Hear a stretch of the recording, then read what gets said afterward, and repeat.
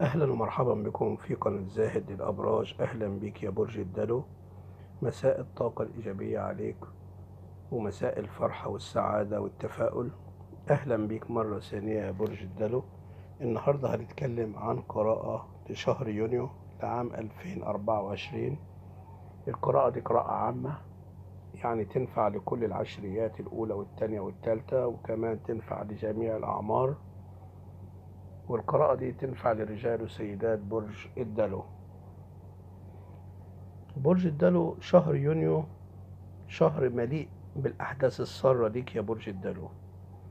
يعني عندك الخير بالتوأم وعندك فرحة منتظرة، وده بسبب تأثير حركة الكواكب وكمان بسبب بعض الزوايا الفلكية. اللي يهمني يا برج الدلو أن أطلع من الفيديو ده بثلاث نقاط هما الوضع الصحي والمهني والعاطفي. طبعا لو عجبتك القراءة شرفني بالاشتراك وفعل زر الجرس ودوس على اللايك ليصلك كل ما هو جديد. برج الدلو القراءة دي تنفع للرجال والسيدات وكمان تنفع لجميع الأعمار. بالفعل يا برج الدلو في عندك خير قادم، وعندك كمان اتصال مهم يفرح قلبك ويطمنك، وكمان في علاقة عاطفية قدرية ما كنتش عامل حسابك فيها، وفي تغيرات قدرية كلها في مصلحتك، لأن بتتحقق ليك يا برج الدلو أمنية في هذا الشهر. وكمان في شخص كان خذلك وهرب ومنفذش وعده ليك، هيحقق لك وهيرجع لك، هيحقق لك اللي وعدك بيه، وهيرجع لك من أول وجديد تاني وهو منكسر ويريد إنه يثبت نفسه إنه اتغير وأصبح أحسن من الأول. برج الدلو كمان عندك فرصة حلوة بتحقيق بعض الأمنيات، وفي هدايا جايالك من بعض المعجبين. برج الدلو مع بداية هذا الشهر أنصحك إنك تكون صريحا مع نفسك في كل ما أنت عازم عليه، ولا تبخل على نفسك باستشارة الأصدقاء أو الأقرباء الذين تعرف بأن في نصائحهم الخير ليك. النجاح والتألق يا برج الدلو هيصيبان حياتك العاطفية بالحماس والقوة، لأن عندك طريق انفراج قريب. في كمان أشخاص جدد في حياتك، ولكن احرص على الاحتفاظ بعلاقاتك الاجتماعية الناجحة، ولكن أسرارك احتفظ بها لنفسك.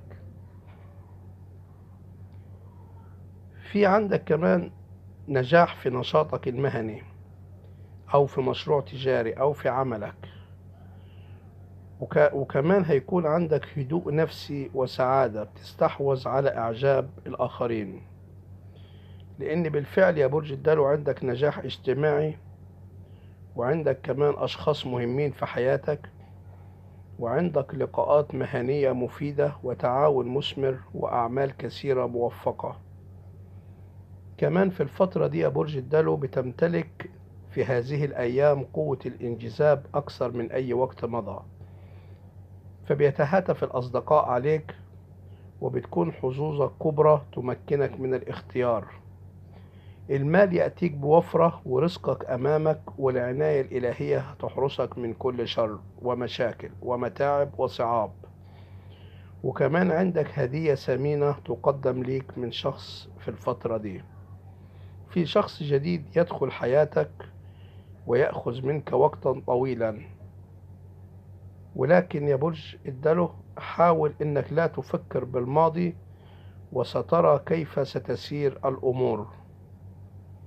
برج الدلو انت بحاجة الى الزيارات والخروج قليلا، فحاول انك دايما تفسح نفسك، تخرج شوية يا برج الدلو، لانك هتقابل شخصية هامة تساعدك وتقف بجانبك في هذه الايام. هذه الشخصية من عيلتك، من أسرتك، من أصدقائك، هتساعدك يا برج الدلو إذا احتجت أي شيء. حاول إنك دايما تحل مشاكلك الخاصة مع نفسك يا برج الدلو. كمان حاول إنك تبعد عن سوء التفاهم مع أي شخص. في عندك حب جديد بالفعل إذا كنت خاليا، وفي كمان هدية قيمة تصلك بمناسبة فرح أو نجاح أو مفاجأة غير متوقعة في العمل، لأن بالفعل عندك نجاح في العمل ليس له مثيل. هيكون عندك ارتياح كبير في الأجواء العائلية. هتكون كمان عندك تحسن ملموس يطرأ على صحتك. ستتحسن أمورك بشكل عابر سواء في المال أو في العاطفة، ولكن لا تتعجل الأمور، وستصل إلى النجاح بكل ثبات وشجاعة. في عندك مشروع تجاري قديم هيظهر أمامك فجأة وهيسبب ليك فرحة. حاول إنك كمان عاطفيا إنك تعطي هدية لحبيبك، لأنك ستجد أثرها السحري في نفسيته. الفترة دي يا برج الدلو بالفعل عندك نجاح بالخير بالتوأم، بمعنى إن هيكون عندك شهر شراكات ومال ومناسبات، لأن بالفعل هذا الشهر شهر المال والربح والفرص العاطفية ليك يا برج الدلو، وكل التغيرات القدرية هتكون في مصلحتك.